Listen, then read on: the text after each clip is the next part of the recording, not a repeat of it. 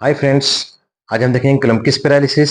Ours paralysis के बाद क्लम्पकिस paralysis. जैसा कि मैंने आपको बताया था कि अर्स पैरालिसिस अपर ट्रंक की इंजरी से होता है, तो जो क्लम्पकिस पैरालिसिस है ये लोअर ट्रंक की इंजरी से होता है। अब अगर क्लॉ हैंड करके पूछते हैं तो भी आपको क्लम्पकिस पैरालिसिस के बारे में ही लिखना है, क्योंकि क्लॉ हैंड के अंदर डिफॉर्मिटी पैदा होती है। क्लम्पकिस पैरालिसिस के अंदर डिफॉर्मिटी जो होती है उसको क्लॉ हैंड कहते हैं। वो क्या होता है मैं जस्ट अभी आपको बताऊंगा। तो अपर ट्रंक की इंजरी को से अर्स पैरालिसिस होता है, और लोअर ट्रंक C8 और T1 के कंबाइनेशन से लोअर ट्रंक बनता है। और इस लेवल पर जब इंजरी होती है तो इसको हम कहते हैं क्लम्पकीस पैरालिसिस। इससे जो डिसेबिलिटी पैदा होगी वो क्लम्पकीस पैरालिसिस कहलाएगी। ओके, सो आगे आज चलते हैं अपन कि साइट ऑफ इंजुरी क्या है। बता दिया मैंने आपको, lower trunk of the brachial plexus है। कॉज क्या हो सकता है? Undue abduction of arm. जैसे आप अचानक कहीं से गिर रहे हैं और आप किसी पेड़ की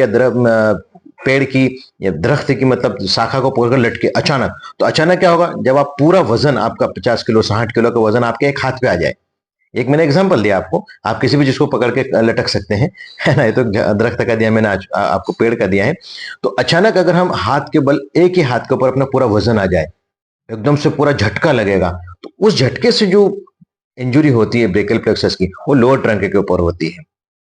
समझ गए? ये इसको समटाइम्स बर्थ इंजुरी में भी होता है। समटाइम, हाँ, कैसे कि मैंने आपको जस्ट बताया था लास्ट टाइम भी पैरालिसिस में भी कि बर्थ इंजुरी मतलब क्या कि सिफेलिक प्रेजेंटेशन, सिर के बल बच्चा बाहर आता है, लेकिन कई मरतबा क्या होता है कि हाथ पहले आ जाता है। डिलीवरी के समय हाथ अगर पहले आ गया और सिर अंदर रह गया तो क्या होगा? मैंने फिर बताया था कि अगर अनट्रेन्ड दाई है या अनट्रेन्ड मिडवाइफ है, मिडवाइफ मतलब दाई नर्स है ना, जो डिलीवरी करवा रहे हैं, उस वक्त अगर उसने हाथ पकड़ के खींच दिया तो क्या होगा? आप सोचो कि इतना छोटी जगह से अब हाथ खींचेंगे और सिर अंदर रह जाएगा तो क्या होगा? एबडक्शन हो जाएगा ना, एकदम से अनड्यू एबडक्शन हुआ, वो ताकत के साथ खींच दिया तो उससे क्या होगा कि लोअर ट्रंक की इंजरी होगी। तो ये कॉज इसमें हो जाएगा। नर्व रूट इन्वॉल्व कौन सी है? मेनली इसके अंदर T1 है और पार्टली C8 इसके अंदर इन्वॉल्व होती है। ठीक है, कौन कौन सी मसल्स जो जो सप्लाई करेंगे? अब T1 किसको सप्लाई करती है? Intrinsic muscles of the hand है, ये अपना हाथ है ना। इस हैंड को जो इंट्रिंसिक मसल्स है, आपको जब हैंड पढ़ाऊंगा तब मैं आपको बताऊंगा कि intrinsic muscles of the hand कौन कौन सी हैं। तो उसको T1 सप्लाई कर रही है, T1 रूट वैल्यू होती है उसको सप्लाई करने वाली की। और ulnar flexors of wrist and fingers जो है ना, वो कौन सी है? वो C8 सप्लाई कर C8 नर्व रूट सप्लाई करती है वहां से। वो सारे अपन बाद में पढ़ेंगे। तो मसल पैरालाइज ये होंगी intrinsic muscles of the hand और ulnar flexors of the wrist and finger. Okay, deformity क्या होगी? हमको क्या दिखेगा?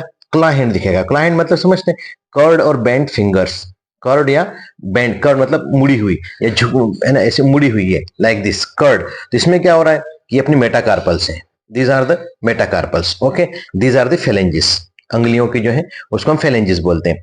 तो there is a hyper extension of metacarpophalangeal joint, this is phalangeal. तो मेटाकार्पोफेलिंजियल जॉइंट पे हाइपर एक्सटेंशन है और फ्लेक्शन एट दी इंटरफेलिंजियल, ये इंटरफेलिंजियल जॉइंट हुए। ओके, अंगुलियों के बीच में जॉइंट है वो इंटरफेलिंजियल। तो flexion at the interphalangeal joint like this, hyper extension of at the metacarpophalangeal joint और flexion at the interphalangeal joint. समझ गए? तो this is the claw hand. पंजा जो होता है ना, बहुत सारे पक्षियों का पंजा देखो आप, बाज का, गिद्ध का, है ना, मुर्गियों की टांग अगर आपने देखी हो तो ये ऐसे ऐसा क्लॉ हैंड टाइप। ठीक है, तो इसके अंदर डिसेबिलिटी क्या होगी? अभी तो डिफॉर्मिटी देखिए, अब डिसेबिलिटी में क्या होगा इसके अंदर? कि डिसेबिलिटी में ये होगा कि there is a claw hand, ये तो है ही, जिसमें मैंने आपको बताया। क्यूटेनियस एनेस्थेसिया होगा, जो अपनी चमड़ी का जो सेंसेशन है वो खत्म हो जाएगा। एनाल्जेसिया भी होगा, वहां पे दर्द भी होगा। कहां पर? Ulnar border of four arm and hand, जो फोर आर्म है इसकी अल्नर बॉर्डर, जो लिटिल फिंगर है अपनी, ये अल्नर साइड है, और जो थंब वाला पोर्शन है रेडियल साइड है। ये तो बेसिक चीज आपको पता ही है। तो इसके साइड में जो अल्नर साइड है, इसमें हल्का सा एनेस्थेसिया होगा और हल्का सा दर्द होगा और हार्नर्स सिंड्रोम होगा। हार्नर सिंड्रोम क्या है? सिंड्रोम मतलब sign and symptoms, group of sign and symptom is not syndrome. तो इसमें टोसिस होगा, टोसिस मतलब पलकों का झुक जाना, यानी झुकी झुकी पलकें, उसको टोसिस कहते हैं। ठीक है, पी इसमें साइलेंट होता है, तो टोसिस मतलब झुकी पलकें, उठती नहीं है, एक बार पलक झुकी तो झुकी रह गई, वो टोसिस होता है। ओके, पैरालिसिस होता है एक्चुअली वो।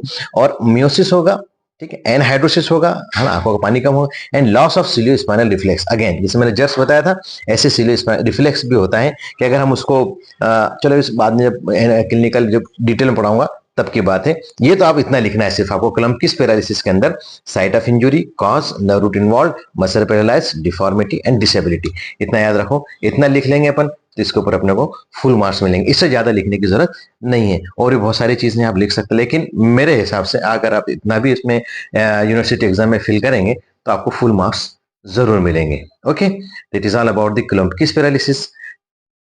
Thank you.